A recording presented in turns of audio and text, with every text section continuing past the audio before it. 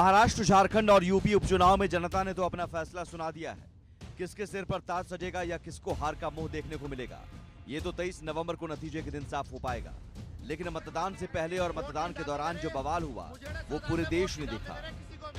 UP में कहने को तो सिर्फ 9 विधानसभा सीटों पर ही उपचुनाव हुआ, लेकिन ये उपचुनाव वोटिंग खत्म होते होते पूरी तरह से तनावपूर्ण हो गया। पटेंगे तो कटेंगे से शुरू हुई लड़ाई मतदान होते होते बुरके, पत्थरबाजी, टकराव और बवाल तक पहुंच गई। इन 3 तस्वीरों को देखिए। पहली तस्वीर मुजफ्फरनगर की मीरापुर सीट की है, जहां पर वोटिंग के दौरान जमकर पत्थर चले, जिसे काबू करने के लिए पुलिस को लाठीचार्ज करना पड़ा।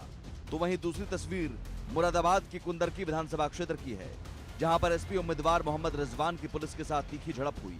तो वहीं तीसरी तस्वीर सीसामऊ की है, जहां पर समाजवादी पार्टी ने वीडियो जारी कर मतदाताओं को वोट देने से रोकने का आरोप लगाया है। मैंने अपने समाजवादी साथियों से कहा है कि सारे वीडियो और फोटो इकट्ठे करें और गड़बड़ी में लिप्त पुलिस और प्रशासन के लोग उनके नाम और पदनाम भी जानें। किसी को भी बख्शा नहीं जाएगा। इस चुनाव का परिणाम तो हमारे पक्ष में ही आएगा, लेकिन कल को कोर्ट का फैसला इन बेईमान अधिकारियों के खिलाफ ही आएगा। इस समाजवादी पार्टी केवल हार के मुंह को छुपाने के लिए इस प्रकार की अनर्गल बातें कर रही है। पूरी तरह से हम निष्पक्ष मतदान के पक्षधर हैं और सुचारू रूप से प्रक्रिया चल रही है। उधर महाराष्ट्र में चुनाव के दौरान जनता के मुद्दे गायब रहे। सियासी दल नारों के जरिए जीत का एजेंडा सेट करते दिखे। पटेंगे तो कटेंगे, एक है तो सेफ हैं, मुंह में राम बगल में छुरी, 15 मिनट 15 सेकंड के मुद्दे हावी रहे। लेकिन लास्ट मोमेंट पर कैश कांड और बिटकॉइन बम ने पूरा सियासी घटना ही बदल दी। बीजेपी के दिग्गज नेता विनोद तावड़े पर पैसे बांटने के आरोप लगे, तो कुछ ही घंटे बाद बिटकॉइन कांड ने एनसीपी नेता सुप्रिया सुले और कांग्रेस प्रदेश अध्यक्ष नाना पटोले को सवालों के घेरे में ला दिया। जैसे सारी नदियां समुंदर तक पहुंचती हैं, भारतवर्ष में भ्रष्टाचार की सारी धाराएं अंततोगत्वा गांधी परिवार तक पहुंचती है। तो ये भी वहीं पहुंचेगी। क्रिप्टो हो या कोई भी करेंसी हो, सारा जाके 10 जनपद में ही जमा होता है। सुप्रिया सुले जी ने दूध का दूध और पानी का पानी कर दिया। उन्होंने सबसे पहले तो साइबर क्राइम में इसकी जांच के आवेदन दिया है और सबसे बड़ी केस किया। और सबसे बड़ी बात है कि उन्होंने बीजेपी के प्रवक्ता के खिलाफ मानहानि का मुकदमा ठोका है। बीजेपी कल रंगे हाथों पैसा बांटते हुए महाराष्ट्र में पकड़ी गई। उसके बाद से बीजेपी बिलबिला गई। रात को 10:30 बजे आप प्रेस कॉन्फ्रेंस करिए, आप सुबह 1:30 बजे करिए, सुबह 4 बजे करिए, उससे कोई फर्क नहीं पड़ता है। महाराष्ट्र की जनता ने देख लिया कि जिन लोगों ने चोरी से सरकार बनाई थी, उन लोगों की चोरी पकड़ी गई है। अब वो चोरी से विधायक ही नहीं खरीद रहे, चोरी से वोट खरीदने की कोशिश करे। तो उसके बाद से बीजेपी बिलबिला गई है और पौने पौने आरोप लगा रही है। 2024 के विधानसभा चुनाव में जनता के मुद्दों पर सियासी तनाव पूरी तरह से हावी रहा। Bureau report, India news. और हमारे साथ जो मेहमान जुड़े हुए हैं इस डिबेट में, सबसे पहले आपको उनसे परिचय करवा दें। हमारे साथ हैं सुरेश नखवा हैं, बीजेपी प्रवक्ता, सुशील व्यास हैं, शिवसेना शिंदे गुट के प्रवक्ता, प्रियंका गुप्ता हैं, कांग्रेस प्रवक्ता, CS झा हैं, शिवसेना उद्धव गुट के नेता, और इसके अलावा हमारे साथ जुड़ेंगे नेहा यादव भी जुड़ेंगी, स्पोक्स पर्सन समाजवादी पार्टी की तरफ से, धीरज दुबे JMM की प्रवक्ता भी हमारे साथ जुड़ेंगे, युवराज पोखरना कॉम्युनिस्ट हैं। तमाम जो मेहमान हैं ये भी हमारे साथ जुड़ेंगे। स्क्रीन पर रखिए मेहमानों को।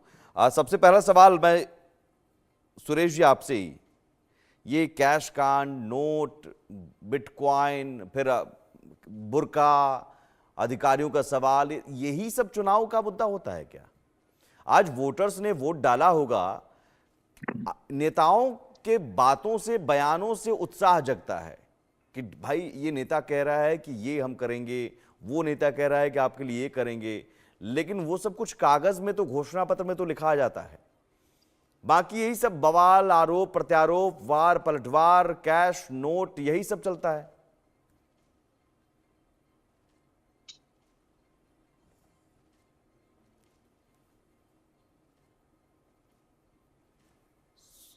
सुरेश नखवा जी, आप तक आवाज आ रही है? सुरेश जी, आप तक आवाज आ रही है? चलिए प्रियंका गुप्ता के पास में चलते। प्रियंका जी, यही सवाल आपसे भी। सुमित जी, सबसे पहले तो मैं महाराष्ट्र और झारखंड की जनता को, जिन्होंने आज मतदान किया है और घर से निकलकर अपनी सरकार चुनने का जो मौका होता है, जिसे कहते हैं कि लोकतंत्र में जो उत्सव होता है, जी जी समझती हूँ बोलिए। कि जिस तरह से राज्य की समृद्धि हो, विकास हो, चाहे किसान हो, चाहे नौजवान हो, चाहे महिलाएं हो, आज उन्होंने अपने हक का इस्तेमाल किया है, उसके लिए धन्यवाद करती हूँ।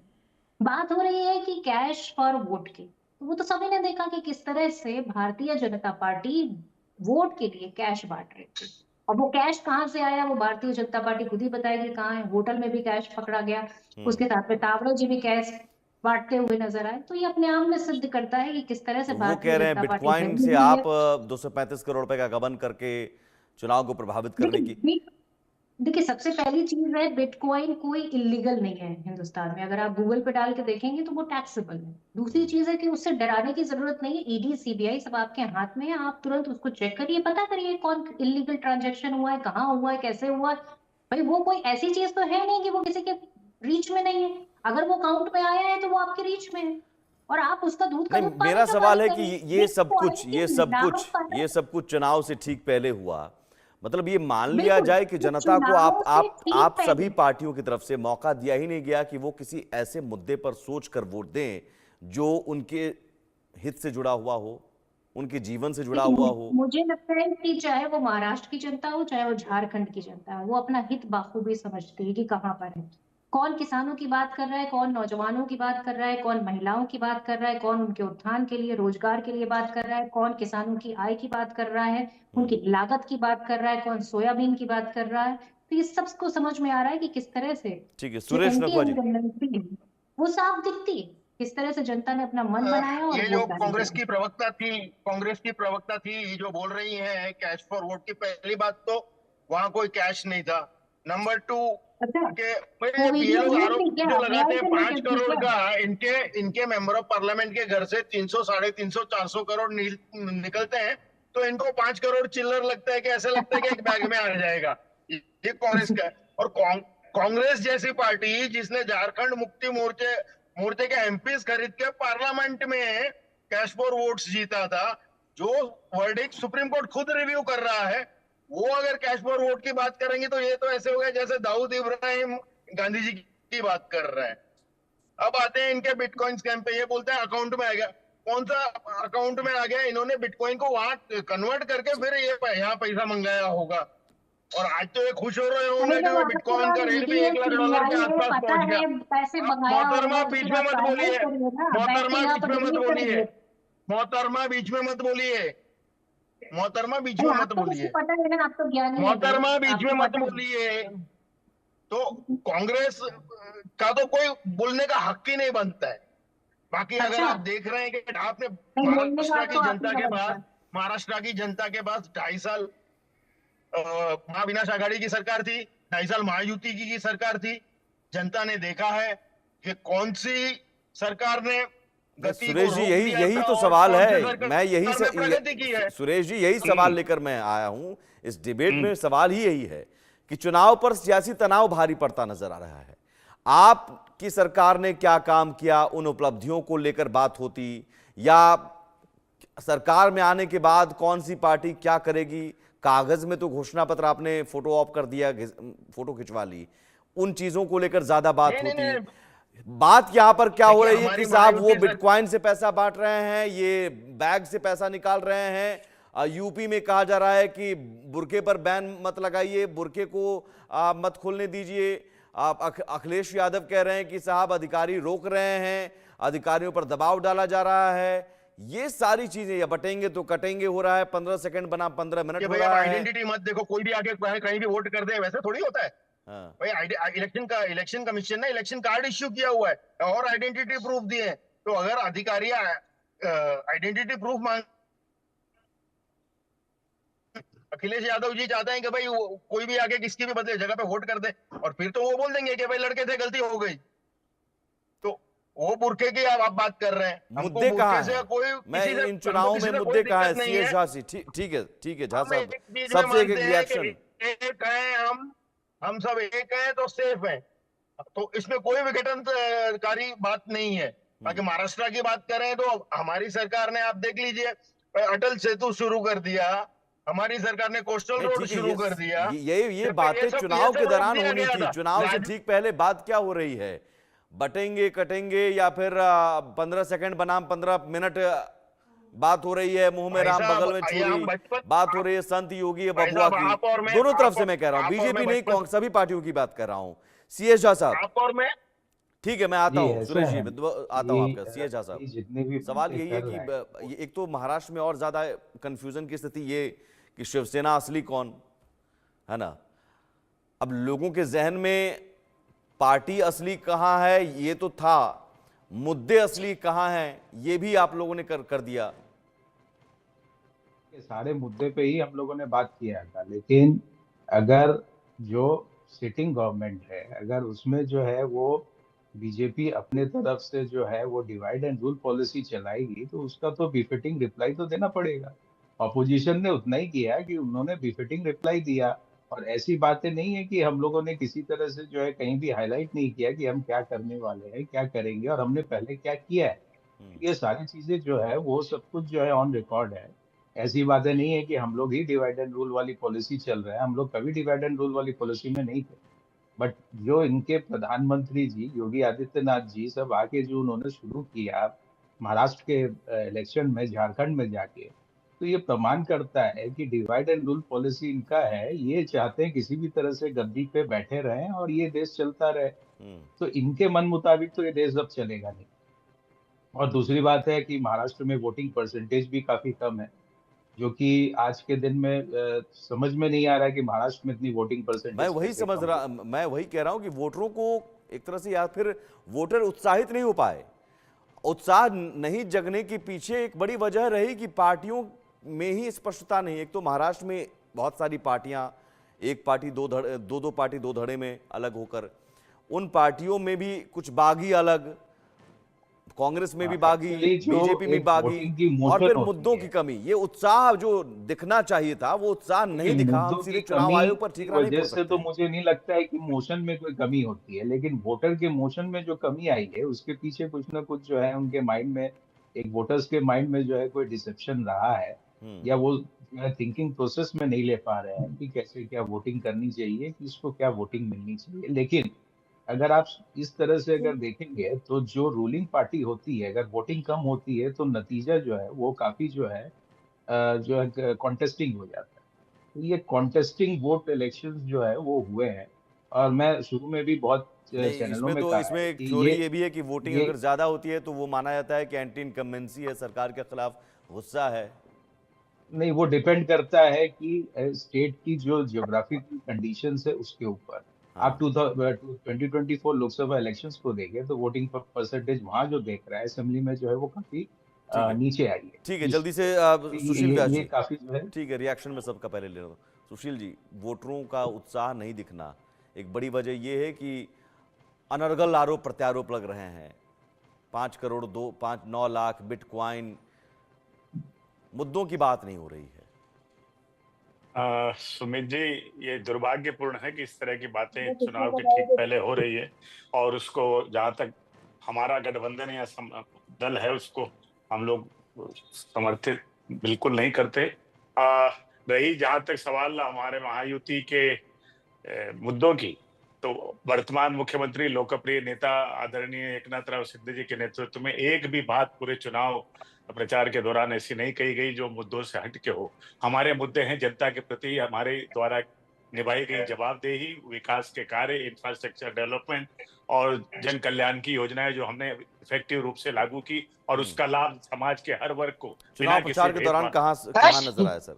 चुनाव प्रचार के नहीं दौरान तो कहाँ नजर आया? मैं आपसे विनम्रता से कहना चाहता हूँ सुमित जी, एक वाक्य बता दीजिए हमारे नेता से एकनाथ शिंदे जी का जो जो नहीं, सिर्फ मुद्दों से एकनाथ विकास शिंदे के जी का कार्य। सवाल नहीं है ना, यहाँ तो महायुति का सवाल है ना। मैं जवाबदेही हूँ, मेरी जवाबदेही मेरे नेता और मेरे दल के प्रति, मैं उनका प्रवक्ता हूँ, और मेरे नेता या मेरे दल के किसी नेता का एक वाक्य बता दीजिए जो विकास के मुद्दों से हटके हो। वो सीएस हमने साहब, पूरा चुनाव हमने विकास के बात पे लड़ा तो है। ये तो बड़ी अच्छी बात पे सीएस झा साहब, तब आपके लिए ये बड़ी चुनौती है। ये जितनी बातें जी, जा रही है, ये हो सकता है कि 20 सीट भी ना जीते इस इलेक्शन में, ये तो मैं पक्की बात बोल रहा हूँ। और ये जो सीएम होने के सपने देख रहे हैं ना, हो सकता है इनको जो है पुणे में ले जाके बीजेपी बैठा दे। तो ये भी मैं देख पा रहा हूँ इनकी तरफ से जो है क्लियर कट जो है इनकी जो नहीं, कह रहे हैं इंट्रोस्पेक्शन कि है ना वो आप काफी चैलेंज दे क्लियर रहे है। हैं कि आप और एक मुद्दों लाइन की भी बात निकाल जहां के तक दिखा रही, तो दीजिए। मुद्दे तो इनके थे नहीं, बीजेपी वालों ने इनके ऊपर मुद्दा थोपा है और उस मुद्दे को ले जाके बाजार में बेच रहे थे, जो कि वो सुमित जी चलने मुझे वाली अब मौका है नहीं। दीजिएगा जवाब देने का। जी, और बोलिए। इसमें क्लियर कट एस्पेक्ट ये है कि इनके कैंडिडेट जो है वो मोदी जी का चेहरा लेके जा रहे थे, जबकि बाला साहेब ठाकरे जी का चेहरा लेके नहीं जा रहे थे। वोटिंग अगर होती इनके पार्टी के तरफ से, इनके कैंडिडेट्स बोल रहे हैं कि मोदी जी है, मोदी जी है, इनके अपने पार्टी के कैंडिडेट्स बाला साहेब का नाम नहीं ले रहे किसी भी। साइना एनसी जैसी कैंडिडेट बोल रही हैं कि हाँ हमने बीजेपी से फेवर लिया है, हम बीजेपी की तरफ से हैं, हम लोग महायुति के हैं, तो हम मोदी जी का नाम लेंगे। इस तरह से उन्होंने कैंपेन किया है, तो ये तो खुद अपनी एग्जिस्टेंस खो चुके हैं। अब ये क्या चीज की बात? जल्दी से जवाब व्यास जी। सुमित जी, हमारी एग्जिस्टेंस क्या है क्या नहीं है, अगर झा साहब वकील है, इनको याद रखना चाहिए 4 जून की काउंटिंग लोकसभा की हुई, स्ट्राइक रेट इनसे काफी बेहतर हमारी रही। अब रही बात यूटी में किसका फोटो लगा किसका, आज भी हमारे लिए बाला साहब आराध्य हैं और आनंद दिगे जी हमारे मार्गदर्शक हैं। उनके वो दोनों फोटो पे ही आपने रख उतने ही दिया, बड़े लगते हैं, जवान उतने से ही जो बड़े है लगते कोई हैं जो उसकी मोदी। मैं बीच में नहीं एग्जिस्टेंस की बोला बात झा ही साहब नहीं आपके, होती। मैं आपके बीच में नहीं बोला, ये तरीका नहीं है डिबेट का। आप जो बोल रहे थे मैं बड़ी शांति से सुन रहा था, सुनने की भी क्षमता रखिए। ठीक है। जब आप बोलने की क्षमता रखते हो तो सुनने की क्षमता रखिए। और रही बात 20 सीट की, 23 तारीख दूर नहीं है, आप देख लेंगे कि 20 सीट हमारे को आती है कि इनको आती है। हम तो पुनः सत्ता में स्थापित होने जा रहे हैं, ये हम आत्मविश्वास है हमारा। सीएम भी बनेंगे एकनाथ शिंदे। अब सीएम हमारे यूटी के नवनिर्वाचित विधायक आपस में बैठेंगे, संवैधानिक प्रक्रिया है, वो अपना नेता चुनेंगे, वो सीएम बनेगा। ये चुनाव हमसे एक सीएम बनने को लेकर कॉन्फिडेंट नहीं है। नहीं, सुनिए सुमित जी, ये चुनाव जो है, आज का चुनाव हम एकनाथ राव शिंदे के नेतृत्व में लड़ रहे हैं महायुति के रूप में। सीएम बनने को लेकर कॉन्फिडेंट है नहीं है? सीएम बनने के नेता कॉन्फिडेंट महाविकास में कोई है क्या? उद्धव जी 4 महीने से दिल्ली की गलियों में चलिए, वो नहीं है, आप भी तो नहीं है। नहीं, हम हैं। हम सवाल है कि शिंदे साहब फिर से सीएम बनेंगे? संवैधानिक प्रक्रिया में अगर हमारे महायुति के विधायक उनको नेता चुनेंगे, वो सीएम बनेंगे। नहीं, आप एकनाथ शिंदे की पार्टी के प्रवक्ता हैं, शिवसेना शिंदे गुट के प्रवक्ता हैं, आपकी तो दिली इच्छा होगी कि बिल्कुल एजे मेरे दल के प्रवक्ता होने के नाते हमारे दिल की ख्वाहिश है कि वो नेता फिर से बने। ठीक है नेहा यादव, ठीक है, सीएम पर आएंगे। पहले मुद्दों पर, मुद्दे क्या रहे? वोटिंग परसेंटेज का घटना और ये सारी बवाल की तस्वीरें। नेहा यादव जी, मैं आता हूं आपके पास। धीरज जी, मैं आपके पास भी आऊंगा, झारखंड का भी जिक्र है, लेकिन उससे पहले चूंकि यूपी की तस्वीरें बहुत सारी हम दिखा रहे हैं, ये सारी तस्वीरें एक के बाद एक ऐसी तस्वीरें, आखिर क्या ऐसा हो गया नेहा जी कि भाई समाजवादी पार्टी के वोटरों को टारगेट करने लगी पुलिस? चुनाव आयोग पर आपको भरोसा है ना? देखिए, पूरी तरह से हमें चुनाव आयोग पर भरोसा था और कल ही चुनाव आयोग ने समाजवादी पार्टी के प्रदेश अध्यक्ष जी ने जब लेटर दिया था चुनाव आयोग के संज्ञान में लाया था कि जो हमारे वोटर हैं उनकी आईडी जो है वो पुलिस के आला अधिकारी चेक ना करे, उसके बावजूद भी पुलिस के प्रशासन ने, अधिकारियों ने और तमाम पुलिस फोर्स ने जिस तरह से आम नागरिकों की आईडी कार्ड चेक करने का काम किया है, तो ये चुनाव आयोग के सभी नागरिकों के या मुस्लिम वोटरों के? दूसरी सबसे बड़ी बात जी, क्या कह रहे हैं? सिर्फ मुस्लिम वोटरों की आईडी चेक करने पर आपत्ति है या सभी वोटरों की आईडी चेक करने पर आपत्ति है? देखिए, किसी की भी देखिए समाजवादी पार्टी के वोटर्स को टारगेट करके उनकी आईडी चेक करना, ये बहुत ही गलत। तो पुलिस वालों को पहचान है कि समाजवादी पार्टी का ये वोटर है, पुलिस वाले जानते हैं। अपनी हार की हताशा और निराशा जो उनकी है वो साफ नजर आ रही है। किस तरह से हमारी शीशा मऊ में, किस तरह से मीरापुर में, नहीं, मैं ये पूछ रहा हूँ नेहा जी, मैं ये पूछ रहा हूँ कि पुलिस एक सेकंड नेहा जी, मैं पूछ रहा हूं कि पुलिस वालों को क्या पहचान है, पता है कि ये समाजवादी पार्टी का वोटर है, वो फलाना पार्टी का वोटर है? पुलिस वाले पहचानते हैं क्या? जी देखिए, बहुत सही आपने सवाल किया कि पुलिस वाले पहचानते कि नहीं। आपने पिछला चुनाव, आपने 2024 के पहले के चुनाव, बाई इलेक्शन रामपुर में हुआ था, आपने देखा हो किस तरह से पुलिस प्रशासन ने टारगेट करके एक कुछ विशेष स्थानों पर टारगेट करके पुलिस बल का प्रयोग किया था और हमारे वोटर्स को निकलने ना पाए। और जो लोग खास करके पूछ रहे थे रास्ते में आप, हाँ, तो मैं यही तो पूछ रहा हूँ, हमारे वोटर, वो कौन वोटर? पुलिस वाले को कैसे पता कि ये समाजवादी पार्टी का वोटर है? अपना बूथ जीतती है। नहीं नेहा जी, मैं पूछना चाह रहा हूँ कि पुलिस वाले को कैसे पता चलता है कि ये समाजवादी पार्टी का वोटर है? भारतीय जनता पार्टी लिस्ट देती है, उस अच्छा। लिस्ट में बताती है कि हम इतने बूथ हारे हुए हैं, इन बूथों पे निकलने मत दीजिए लोगों को, प्रयास करिए कि लोग घरों से ना निकले, प्रयास करिए कि अपने बंदूकें घरों के ऊपर तान दीजिए, जो लोग निकल के आए उनके ऊपर बंदूकें तान दीजिए, नीचे पत्थर मारिए, घर वालों को निकलने मत दीजिए, किसी को घर से बाहर मत निकलने दीजिए, क्योंकि भारतीय जनता पार्टी को ये डर और भय है कि वो बुरी तरह चुनाव हार रहे हैं और हारे भी है। 2024 के चुनाव की जो हार और निराशा है मुख्यमंत्री जी को पता है। तो चुनाव आयोग ने सात अधिकारियों को सस्पेंड कर दिया है, अभी तो ठीक है। 7 पुलिस अधिकारियों को सस्पेंड कर दिया है नेहा जी, अब तो ठीक है।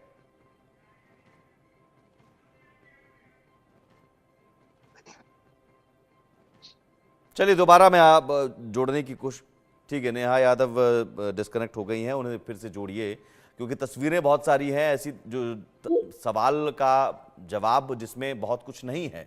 उन तस्वीरों की जांच जरूरी है। अगर तस्वीरें समाजवादी पार्टी की ओर से पोस्ट भी की जा रही है, अखिलेश यादव की तरफ से दिया भी जा रहा है, तो वो तस्वीरें क्या पूरी हैं? ये सवाल नेहा जी, उन तस्वीरों को लेकर भी सवाल उठाए जा रहे हैं। कह रहे हैं कि कुछ लोग कह रहे हैं कि ये तस्वीरें आपने एडिट करके दिया है, पूरा तस्वीर पूरा विजुअल कहाँ है? नहीं, देखिए कुंदरकी से सुबह आपने देखा होगा किस तरह से लोगों को वोट डालने से रोका गया और वो पूरी वीडियो वायरल है। आपके चैनलों के माध्यम से तमाम मीडिया रिपोर्ट्स में भी सामने आया कि किस तरह से लोगों को घरों से निकलने के पहले पुलिस बैरिकेडिंग लगा करके आईडी कार्ड चेक कर रही थी।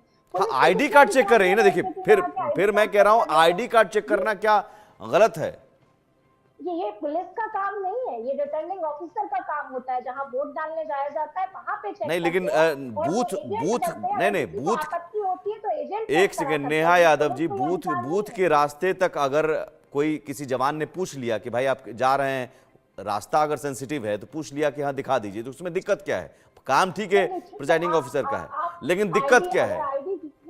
क्यों नहीं दिक्कत है? जिसको अधिकार है वही उसकी आईडी चेक कर सकता है। अच्छा, कोई अधिकार नहीं कि आप किसी ठीक है। यहाँ सुशील व्यास जी जवाब दे दें, उसके बाद फिर मैं आगे बढ़ूं। और धीरज जी,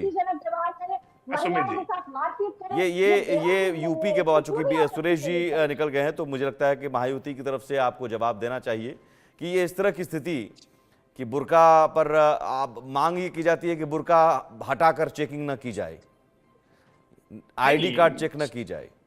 नहीं, ये जो हमारी बहन एसपी की प्रवक्ता कह रही है, कानूनी दृष्टि से बात वही है। बूथ के अंदर जाने के बाद जो संबंधित अधिकारी होता है वो आइडेंटिफिकेशन कार्ड मांगता है, उसी को अधिकार है, वो पूछ सकता है किसी के। और जहां तक रही बाहर पुलिस जो ड्यूटी पे है, वो ये कह सकता है कि आपको कौन से बूथ पे जाना है, आप यहाँ मतदाता है कि नहीं, आप क्यों अंदर जाना चाहते हो, वहां तक बात सही है। लेकिन अब अखिलेश जी ने सही माने में क्या कहा क्या नहीं कहा, अखिलेश जी मुख्यमंत्री रहे, मुझे नहीं लगता कोई गैर कानूनी मांग उन्होंने की होगी। उन्होंने सोच समझ के कोई बयान दिया होगा। मैं उसके बारे में ज्यादा जानकारी जानता नहीं, क्योंकि उत्तर प्रदेश के संदर्भ पे उन्होंने कोई बात कही है। मैं बिजी था यहाँ पे महाराष्ट्र के चुनाव को तैयारी को लेकर। लेकिन कोई भी चीज गैर कानूनी नहीं हो सकती। मैं एक वाक्य में कहना चाहता हूँ, नहीं गैर कानूनी नहीं हो सकती, ये भी एक लाइन कहना, और कोई भी चीज पूरी तरह से कानूनन है ये भी चीज कहना, दोनों पक्ष है। कहा ना सुमित जी, मैंने कहा मैं दोनों पक्ष है। नेहा जी चलिए, आज जो कार्रवाई हुई है 7 पुलिसकर्मियों पर, अब ठीक है, संतुष्ट हैं? देखिए, जो भी कोई गैर कानूनी कृत्य कोई भी व्यक्ति करेगा तो निश्चित रूप से कार्रवाई होनी चाहिए। और एक चीज यहाँ पर मैं आपको ये भी कह दूं कि ये चीज मांग करना क्या गलत नहीं है कि भाई बुर्का हटाकर ना चेक किया जाए?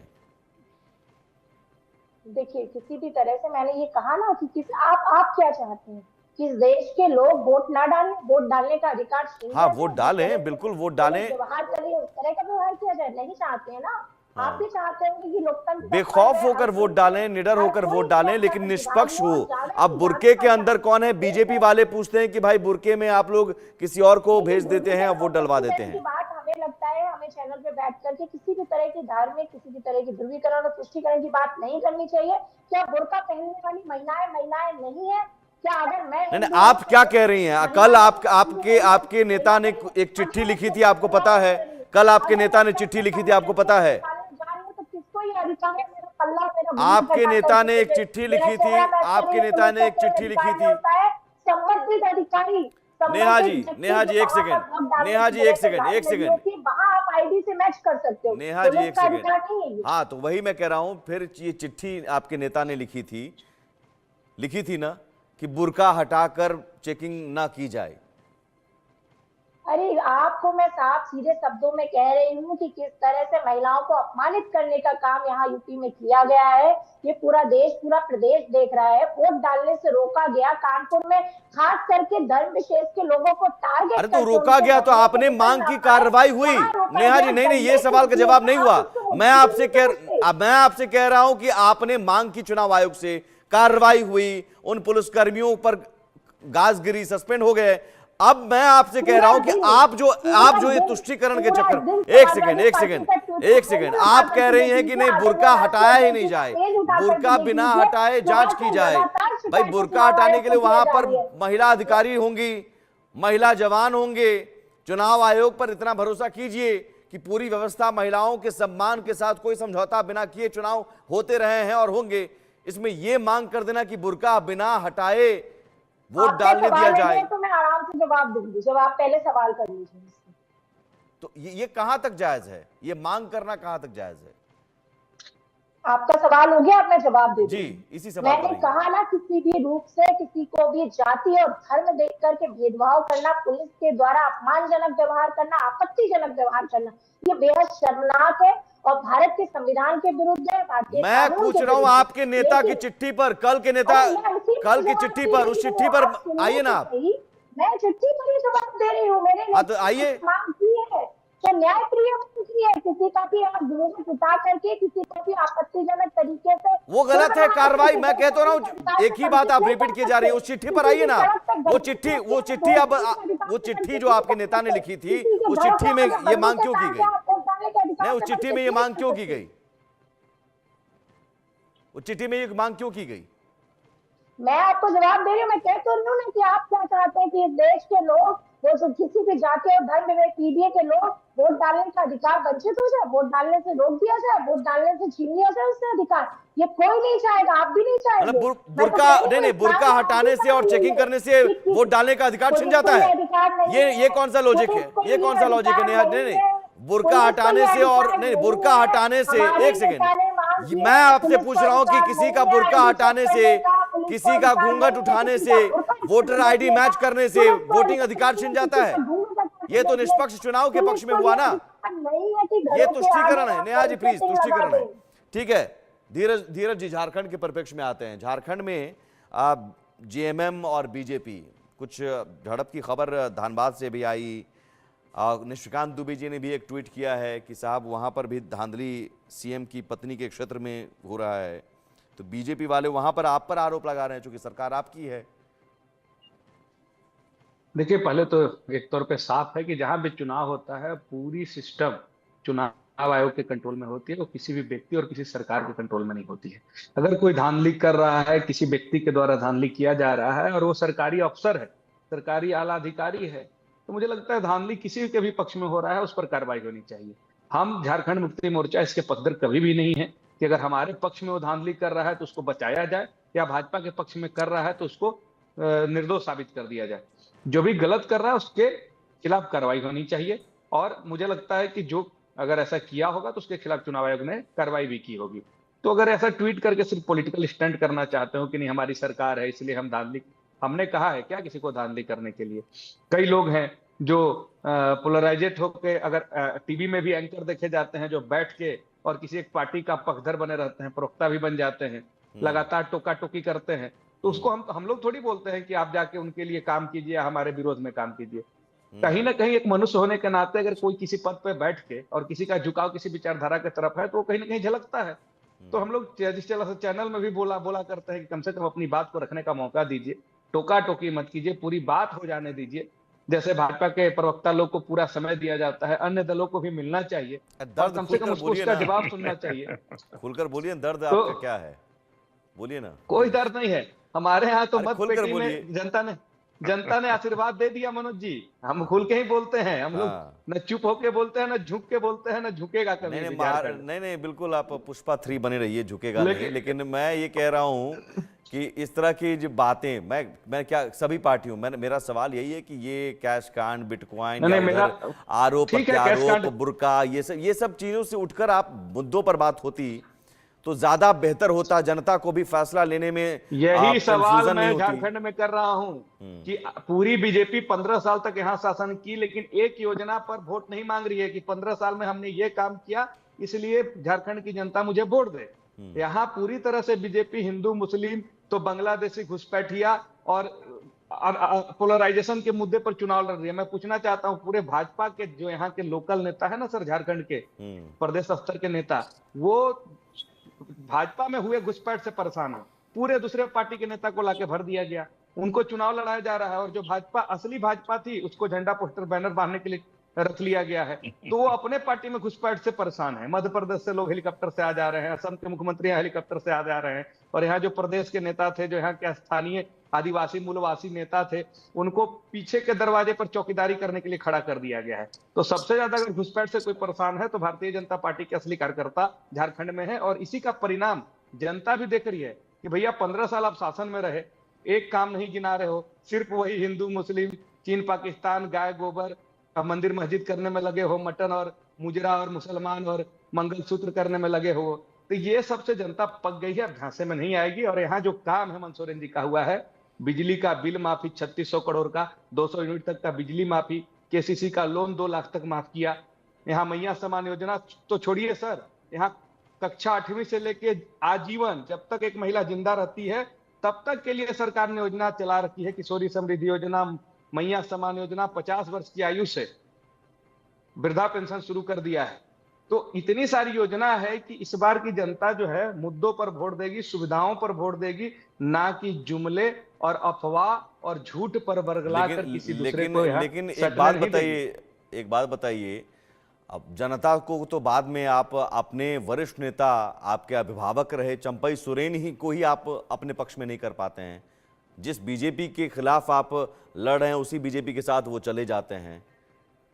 घर फोड़ने वाली पार्टी और देश फोड़ने वाली पार्टी, दोनों से सावधान रहना। तो घर में परिवारवाद का आरोप कुछ लगाते कलह हैं। रहता है तभी कोई घर फोड़ता है। परिवारवाद का आरोप लगाते हैं, सुन लीजिए मनोज जी, परिवारवाद का आरोप लगाते हैं, सीता सोरेन जी को तोड़ के ले जाते हैं। हमने तो चंपई जी को मुख्यमंत्री बनाया है, भारतीय जनता पार्टी में दम है तो इस चैनल के माध्यम से चैलेंज कर रहा हूं कि घोषित कर दे कि चंपई सोरेन जी अगले मुख्यमंत्री के उम्मीदवार होंगे। अब तो चुनाव भी खत्म हो गया, लेकिन सिर्फ और सिर्फ तोड़कर आपने बनाकर हटा दिया तो बीजेपी वालों ने कहा कि हम उन्हें सम्मान देते हैं, आपने अपमान किया, ये कह रहे हैं।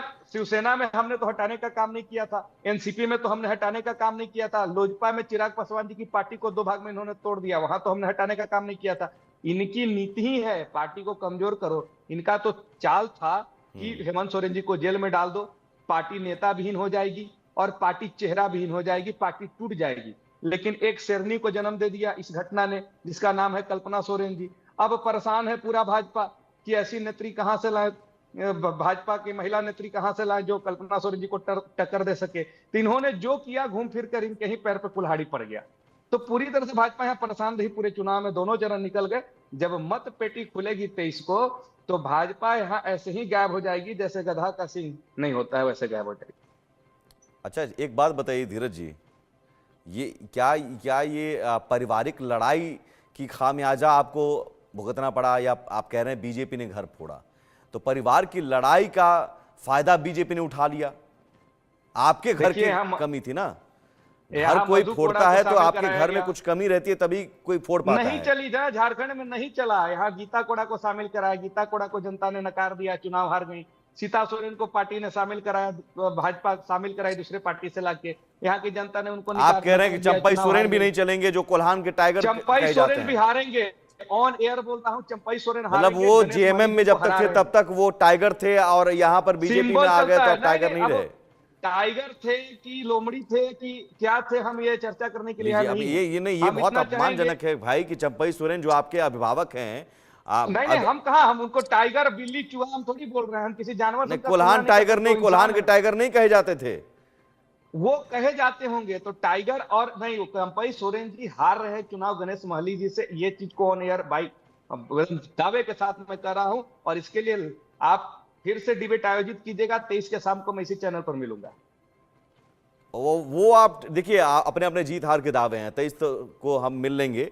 मैं कह रहा हूं चंपई सोरेन जो शिबू सोरेन के साथ जेएमएम के संस्थापक सदस्यों में से थे, जेएमएम के संस्थापक सदस्यों में थे, आपके गुरुजी के साथ ही रहे हैं। आप उनको कह रहे हैं कि भाई पुत्र मुंह में कोई धृतराष्ट्र हो जाए तो उसका जिम्मेदार झारखंड मुक्ति मोर्चा नहीं है। अच्छा। वो हमारे यहाँ थे, हमने मंत्री का पद दिया, सांसद का चुनाव लड़वाया, हमने मुख्यमंत्री बनाया, इतना तो भरोसा किया ना कि उनको जगह दिया कि आप मुख्यमंत्री बनिए। इसके बाद अगर वो पुत्र मोह में धृतराष्ट्र बन गए और चले गए भारतीय जनता पार्टी के साथ, तो उसके लिए हम मना भी नहीं करेंगे, उनकी अपनी स्वतंत्रता है। दूसरी बात कि चंपई सोरेन जी के लिए जनता वहां की तय करेगी। हम और हमारे यहाँ सर कोल्हान और संथाल दो ऐसा जगह है झारखंड का, जिसके कारण निशिकांत दुबे जी कह रहे थे कि संथाल को अलग करके केंद्र शासित प्रदेश बना दिया जाए। इसीलिए कह रहे थे कि यहाँ सिंबल चलता है, तीर धनुष सिंबल चलता है, किसी को भी पार्टी टिकट देती है और चुनाव जीत जाता है। इंतजार कीजिए, संथाल का भी आज चुनाव हो गया, कोल्हान का पहला चरण में हो चुका है, दोनों का रिजल्ट आएगा तो आप मेरी बात से सहमत होंगे। ठीक है, चलिए। यहाँ तो हेमंत सोरेन सीएम बनेंगे, है ना? जेएमएम में, यहाँ झारखंड में तो क्लियर है।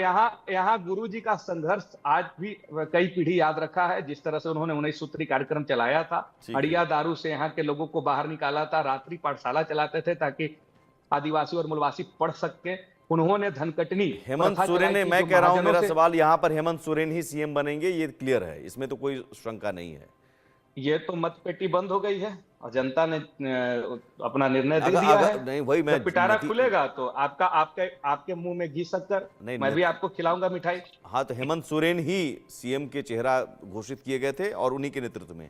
सवाल यहाँ पर महाराष्ट्र को लेकर है। और हाँ धीरज जी, हर बार आप चुप हो गए, उसके बाद मैंने अगला सवाल दागा, तो शिकायत दोबारा नहीं आनी चाहिए, ठीक है? ना शिकायत और कोई बात रह गई हो तो भरपूर और मौका दे देंगे।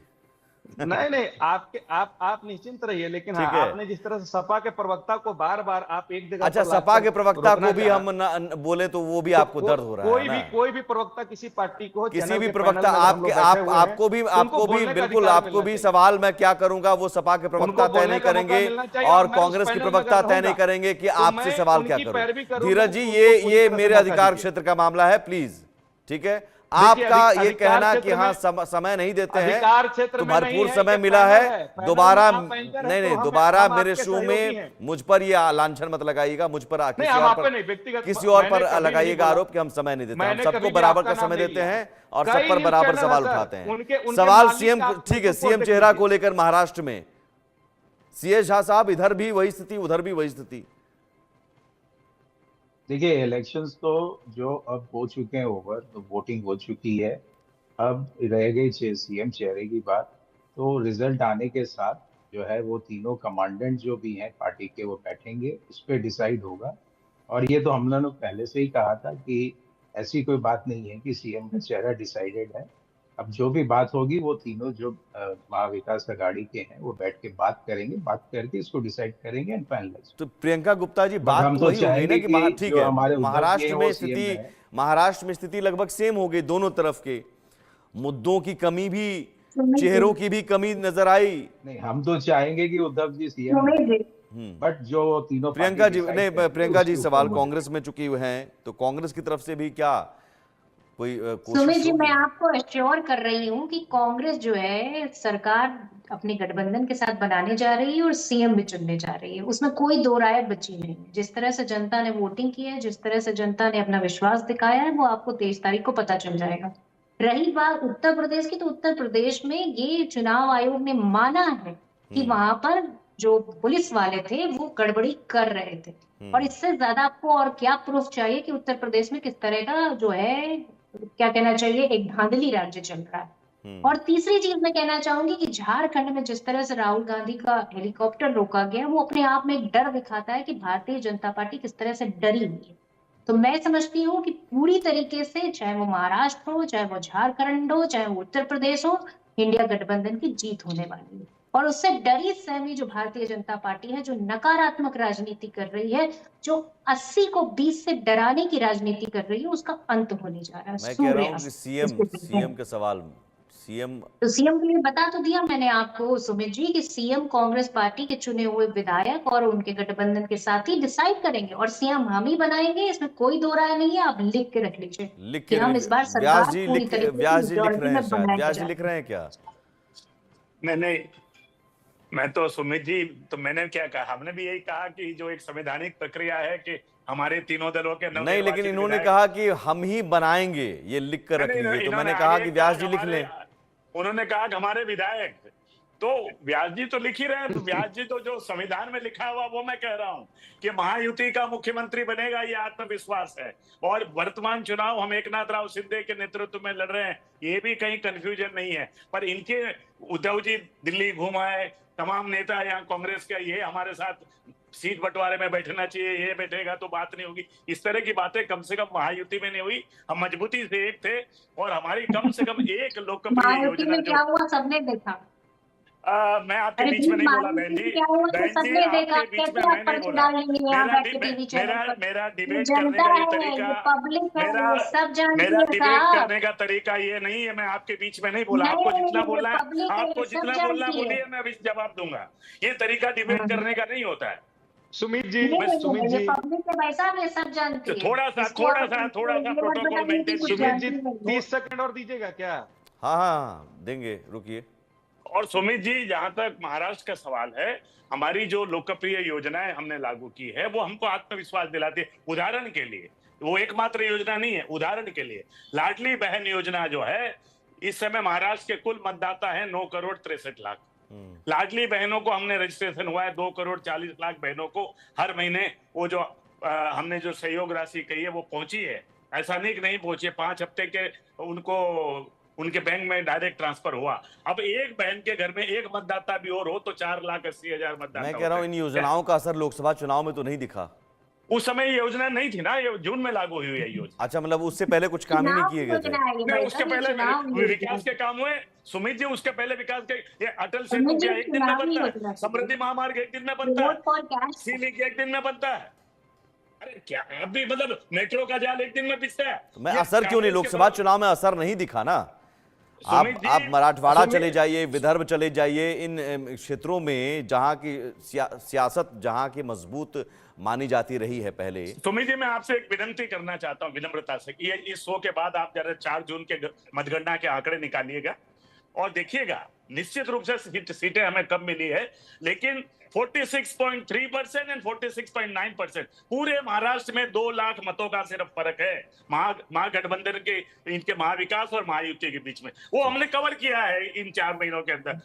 हमने अपना आत्मविश्लेषण किया। ठीक है, जवाब प्रियंका जी जल्दी से। व्यास जी का मैथमेटिक्स तो कमजोर है, वो असेंबली और लोकसभा का हिसाब नहीं पकड़ पा रहे हैं।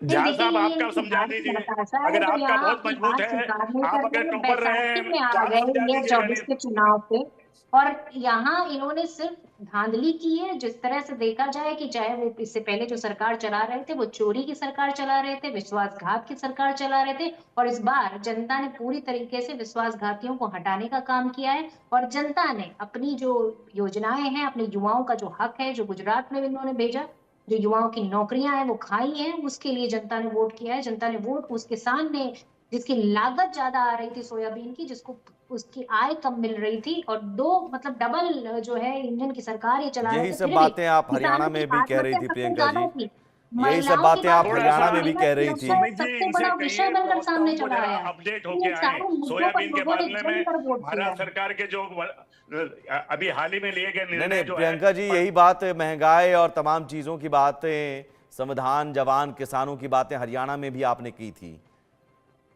देखिए, अभी ये क्या कह रहे थे कि 2 लाख वोटों से। अरे भाई, आप हरियाणा में कितने वोटों से जीते? 22,000 वोटों से तो जीते हैं। फिर अपनी जीत का जश्न क्यों मनाते हैं? तीसरी बार देखिए, एंटी इनकम्बेंसी वहां पर जबरदस्त। आप जिन मुद्दों की बात करें, उन मुद्दों की गूंज हरियाणा में नहीं सुनाई दी। ठीक है। देखिए सुमित जी, वहाँ चुनाव आयोग ने किस तरह से वोट का डाटा बढ़ाया, उसका सवाल भी पूछा गया। बैटरी के जिस तरह से 90% अच्छा, वहां चुनाव आप हार गए तो वहां चुनाव है, यही तो नहीं, यही सवाल है कि वहां आप हार गए तो चुनाव आयोग पर सवाल है।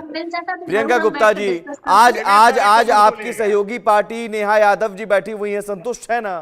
7 पुलिस अधिकारियों को सस्पेंड किया गया, तुरंत शिकायत पर कार्रवाई हो रही, हर चीज पर ना चुनाव आयोग को आप लपेटे में ले लेते हैं, ये गलत है। इस पर मैं रोकूंगा, चुनाव आयोग संवैधानिक संस्था है और उस पर आप बार बार सवाल उठाने लगेंगे। ये व्यास जी क्या किस तरह की आदत है कि हारने लगे तो आप हरियाणा हार गए तो चुनाव आयोग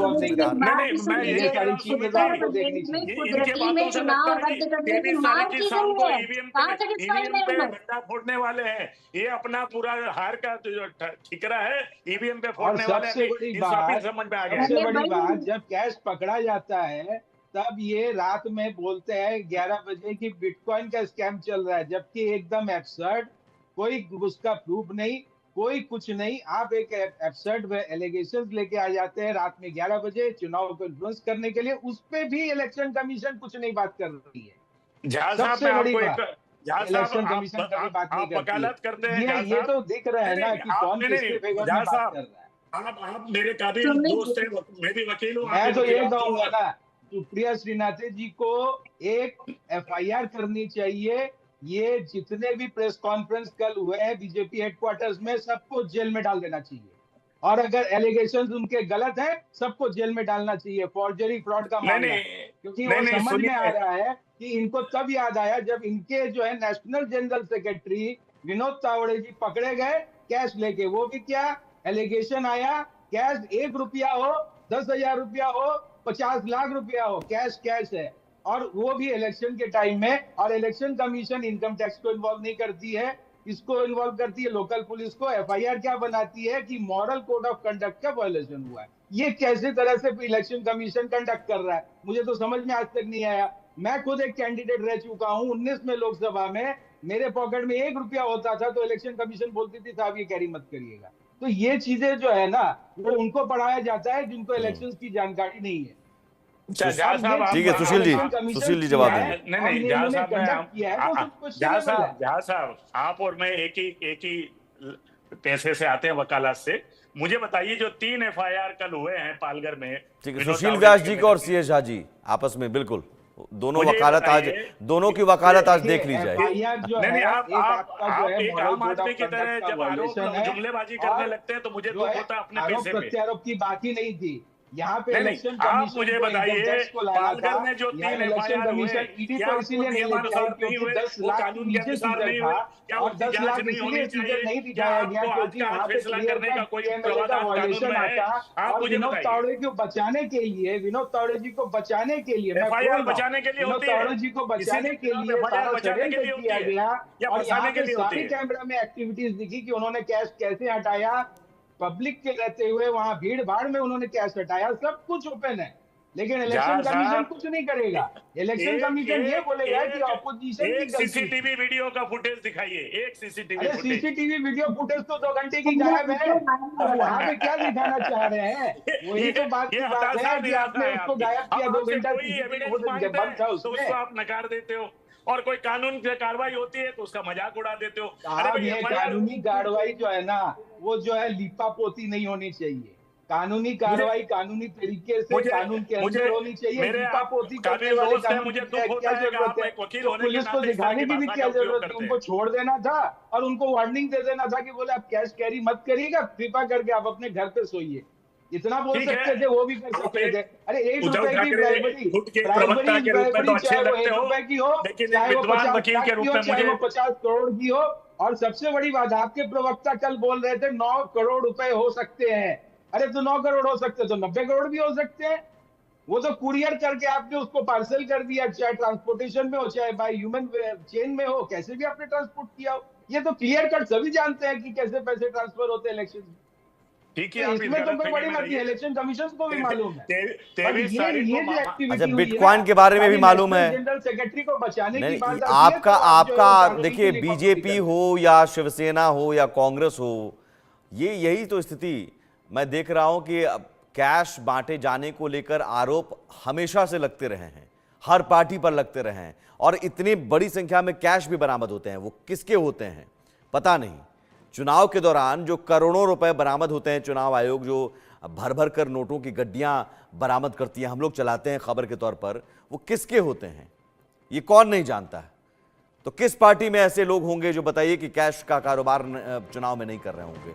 मैं ये कह रहा हूं कि मुद्दों पर आ जाते तो और ज्यादा अच्छा होता, और मुद्दों पर बात होती तो शायद जो महाराष्ट्र में वोटिंग परसेंटेज घटा है, जनता में उत्साह होता। जल्दी से प्रियंका जी खत्म करेंगे अब जल्दी से। देखिए, मैं समझती हूँ कि अभी जो सरकार है, जिसको कहते हैं कि केंद्र में हमारी सरकार है, तो वो उस जिम्मेदारी लेना इस कैश की। उन्होंने तो नोटबंदी की थी, नोटबंदी के बाद उन्होंने कहा था काला धन लाएंगे। अब काला धन इस तरह से घूम रहा है पूरे राज्य में, चुनाव में 9-9 लाख रुपए बांटे जा रहे हैं, 2-2 करोड़ रुपए होटल में मिल रहे हैं, इसकी जिम्मेदारी कौन लगेगा? हाँ, तो मैं वही कह रहा हूँ, 2 करोड़ उनके मिले, 3 करोड़ आपके मिले, 5 करोड़ उनके मिले, ये सबके यहाँ मिले ना।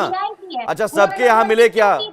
सबके यहाँ मिले ना। हर चुनाव की हिस्ट्री, अगर हर चुनाव की हिस्ट्री यहाँ पर खंगाल ली जाए, आय दुगनी कर पाए, ये जिम्मेदारी उनकी थी, ये जिम्मेदारी निर्वाह नहीं कर पाए, इसलिए जनता ने उन्हें 2024 में नहीं, ठीक है, लेकिन हर चुनाव की कहानी अगर यहाँ देखे जाए तो किसी न किसी पार्टी के यहाँ उम्मीदवार के यहाँ हर चुनाव में कुछ ना कुछ मिलता रहा है, कैश हो, कुछ अलग दस्तावेज हो, मिलता रहा है। मैं ये कह रहा हूं कि इससे कोई अछूता नहीं है, कोई दावा नहीं कर सकता यहां ठोककर।